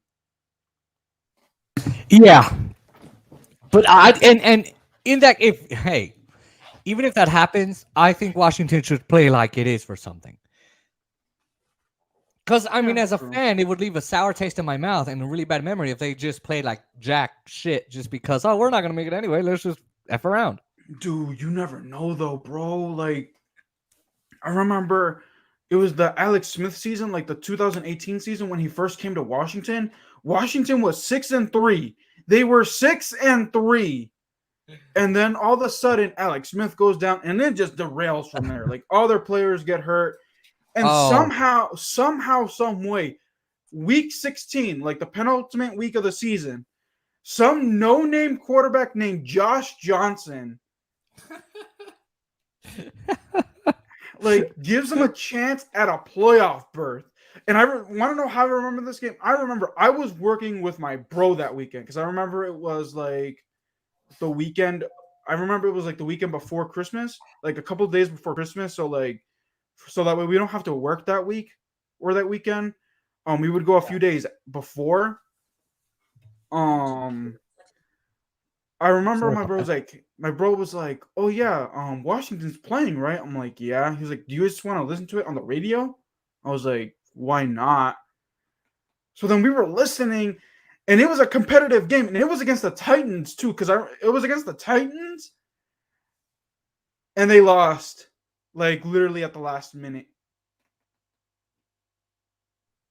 Damn. Damn.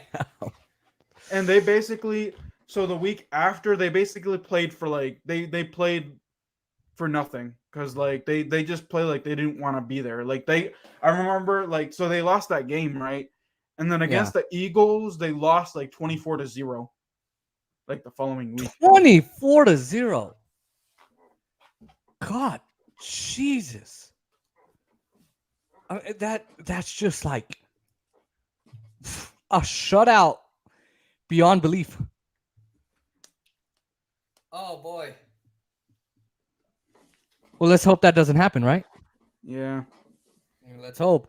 Like For Dallas, I think I said it before on my channel that like I would be happy with like an 8 or a 9 win season. Like maybe like they don't have to make it to the playoffs as long like making the playoff. Okay, so if they make the playoffs, I don't want them to get kicked out in the wild card round or in the first round. If they lose in the wild card round, I'll be like, dude, what else is new? Washington under this new ownership, under the ownership of Dan Snyder or whatever, under the Snyder family, no different. Yeah. Like no different because they always make it to the wild card round and they get bounced out in the first round. So if they make it to the playoffs, they have to win that first playoff game. That for me is a success. Now, if they don't make it to the playoffs, at least 9 or 8 wins because I had them below. I remember I said on Ed Oliver's channel, and 5 or 6. Yeah, I said like 5 or 6 on Ed Oliver's channel, and I think I said it a couple of times in my videos that I have. Yeah, didn't they say, "Nah, you're wrong, and then about I think week 3, they said, "Oh, you were right." Dude, Ed Oliver sent me Ed Oliver sent me a private message on Twitter. He's like, bro, like I think it was like a couple like when they were 2-6 after that. He was like, bro, I think you were right. I was like, yo, thanks. I mean, it proves that you know what you're talking about, though. I don't know what I'm talking about, and I still have a channel. Hey, I don't know how. Hey, man, that's why I call my channel "Real Talk with Oscar Montiel." As like the truth hurts.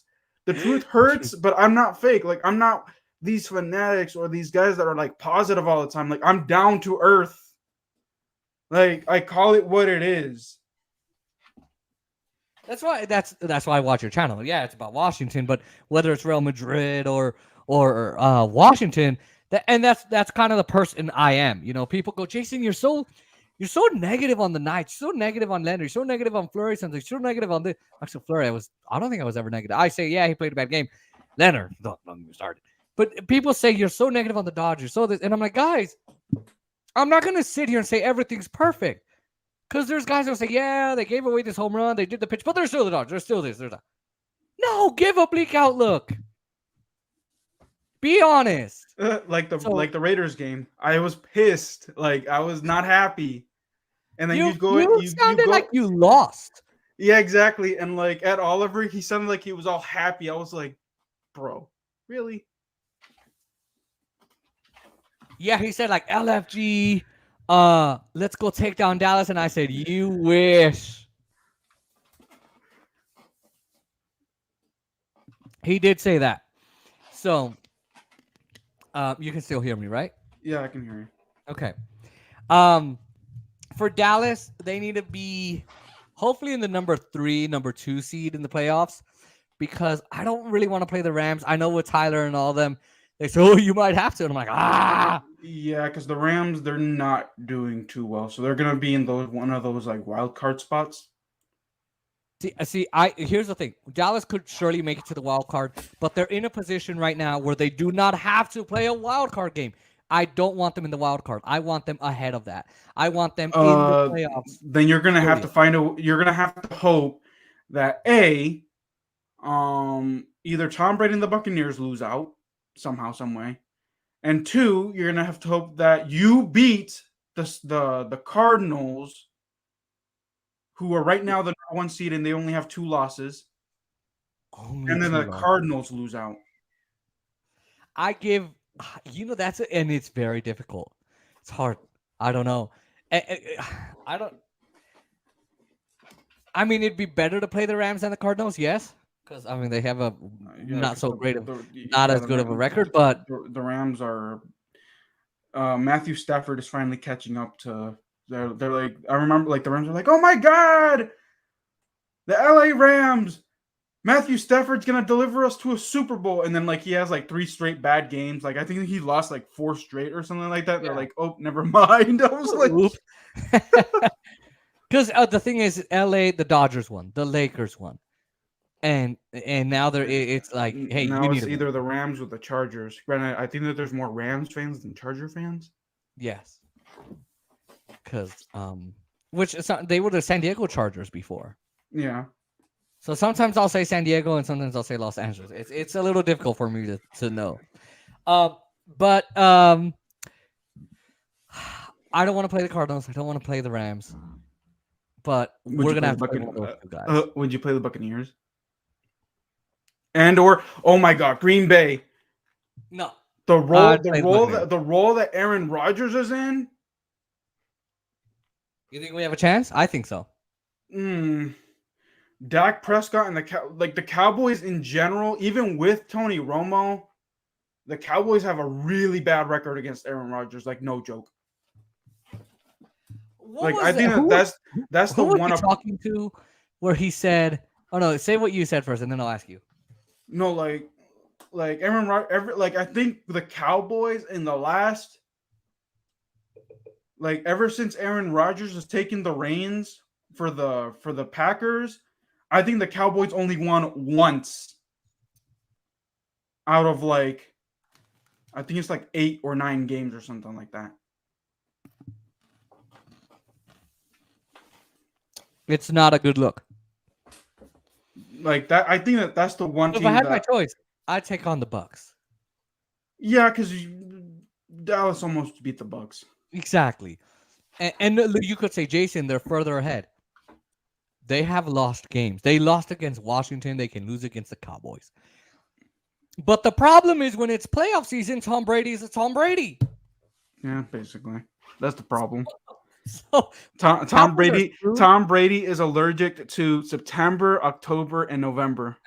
But deep December, like mid-December and January, and December. Hot. Yeah, hot Tom Brady. It's like he is burning, like he is crazy Tom Brady. He's Tom Brady the Great. I'm not gonna lie, but the Cowboys are screwed no matter what. That's why I'm like, yeah, get to the playoffs, and then I look at the teams: Cardinals, Packers, Bucks, and I'm like, the easiest one is the Bucks. But out of the 4 division leaders, yes. But then after you got the Rams, Packers. No, you said Packers already. You got Rams, Washington if they go, 49ers. Whatever. 49ers, they're okay, I guess. The only scary thing about the 49ers is their defense. Aside from that, their quarterback play is blah. I'm not worried about the 49ers. I don't even think they'll be in the playoffs. I'm sorry to all my 49ers fans, but we'll anyway. see. Yep. So, ladies and gentlemen, it's my first live video.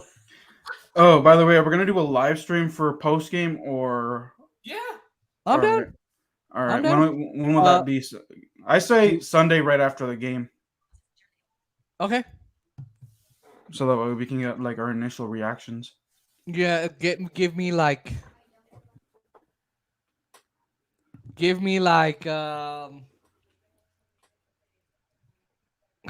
mean, the game ends at 4:00 my time, it'll take me time to record my post game analysis and everything. Me too. So I say maybe we do it maybe at 7 o'clock, 8 o'clock my time. Yeah, that works. We will discuss off it. My channel or your channel? Oh, we can do it on your channel. I'm gonna have you on my channel for Yeah. So then on your channel, I'll do week 16. Yeah. So for week 16, I'll do both. If you want to do a live stream. Oh, I'm actually thinking of doing the live stream for the second half of the second game. Of a second game? Yeah, Okay, it's Sunday night.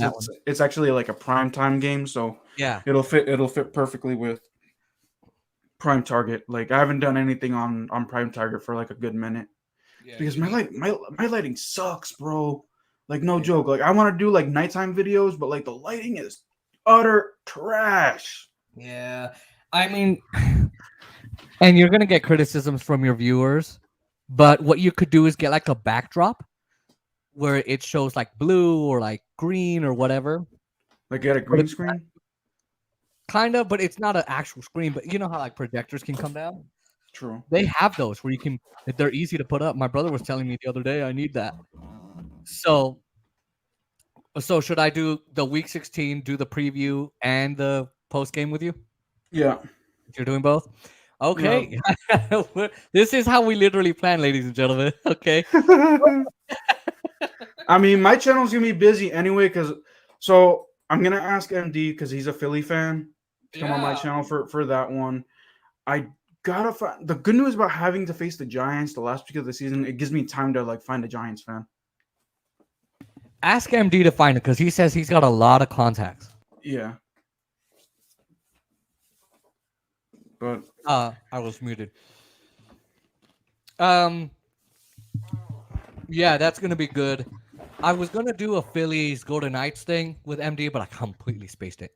Oh no, I think it was in Reno, and I just couldn't do it. So you heard it here first.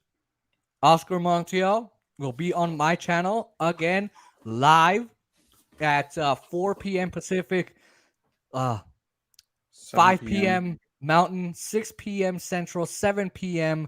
Eastern Standard Time, and like 1 p.m. Hawaiian time.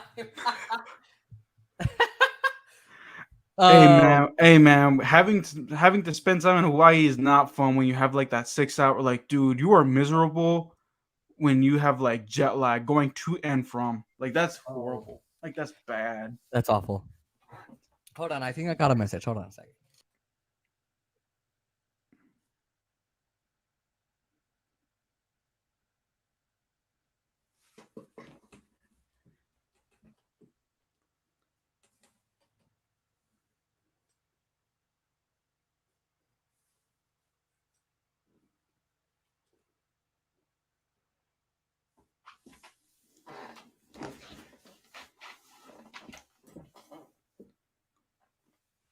I feel so bad. So my friend texted me like an hour ago, a little over an hour, and I forgot to reply.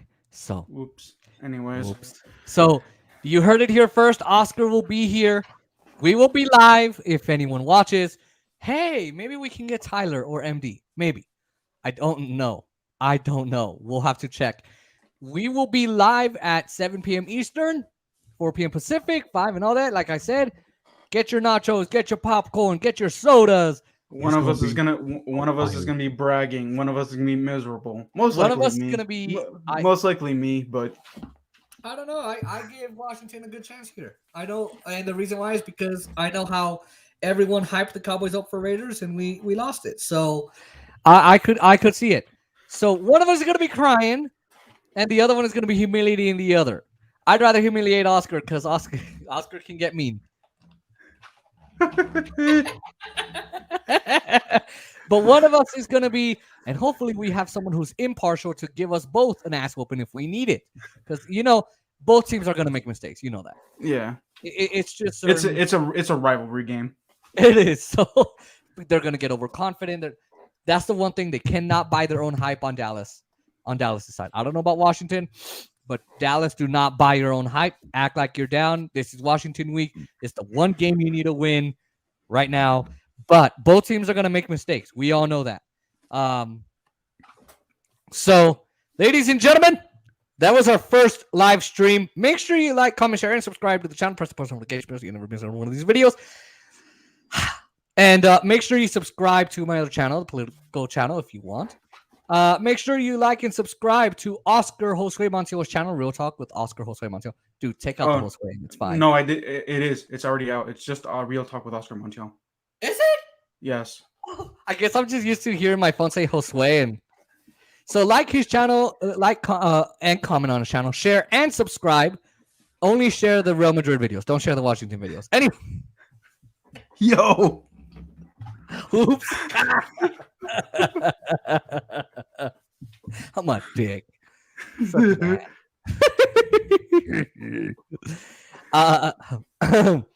Like, comment, share, and subscribe, and press that post notification bell on Oscar's channel. And make sure you follow him on Twitter at Oscar J Montiel 37. Oscar J Montiel 37. You guys can see it on the screen, but for those who are blind, I'm gonna put that. Oscar, anything you gotta say? What's coming up on your channel?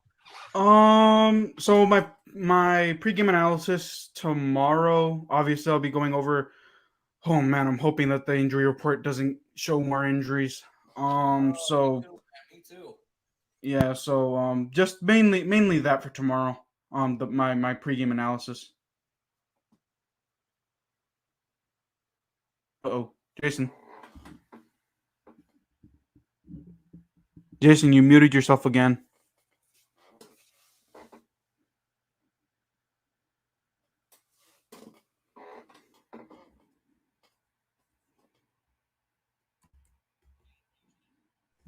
Okay, can you hear me now? Yeah, I can hear you now. All right, so what was I saying? Yes, and also on mine, I will be doing a pregame preview, and I will be doing an injury report and anything else that might come out again about the Cowboys. I will be doing another Knights video. I haven't done a Golden Knights video since they play the Columbus Blue Jackets on Saturday, November 21st. Yeah, I think it was like 2 weeks ago or something like that. So yeah, something like that. So it's been I did it on the 21st because I was at the mall and all that. And I was waiting for a friend. So my friend to come back. He wants to go take a walk. Anyway, I haven't done it. Anyway, I haven't done a Golden Knights review at all. Well, no. I did it against Anaheim. I did not do the second game. And since then, I have not done a Golden Knights review. It's been a while. By the way, this whole video I upgraded. So Oscar will guide me on how to access the video. Will be fully unedited on the interviews playlist. So make sure you like and share that. And otherwise, Oscar, stick around after this. All right. It's let me find that button real quick. Just hit the button and it should say end stream or end broadcast. Yeah, here it is. So, ladies and gentlemen, if anyone watched this, I know nobody did, but thank you if you watch it in the future, if you watch it as an interview, and we will see you all on Sunday night for a very, I hope it's a good video. For one of us, at least. It'll be for one of us. Better be for me. It better be. So, ladies and gentlemen, thank you so much, and we will see you all next time. Oscar, say bye. Bye. All right, now, how do I know it ended it? Let's see.